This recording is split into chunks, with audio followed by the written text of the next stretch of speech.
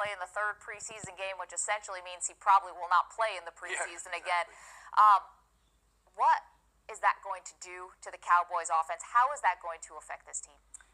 Well, Dez missed a lot of games last season with a foot injury and then some other injuries as he was trying to come back from the Jones fracture. So they've had some recent history of trying to perform without him. I think the big hit will be Dak Prescott. And one of the things that quarterback Dak Prescott has been able to take advantage of as they limit the reps of Tony Romo is playing with the first-team offense, playing with a very good offensive line in front of him, playing with some very good skill players around him to help him. He's taken advantage of that and has had a great preseason.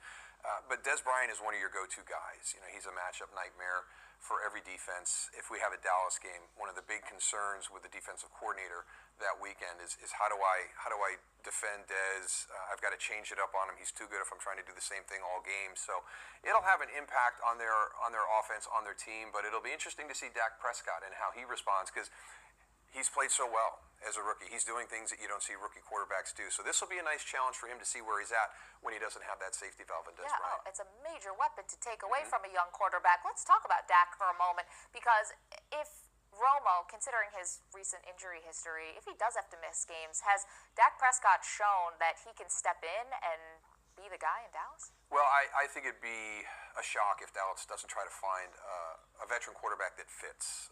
There's a lot of things that have to go on with that. What's his salary? Where's our salary cap after that? They're going to want to go into the NFL season with a little bit of wiggle room in case they have other injuries. So it would be salary based, the decision. So you still think the Cowboys are shopping for a vet? I think it would be in their best interest to have a veteran quarterback behind Tony Romo. Dak has done a great job.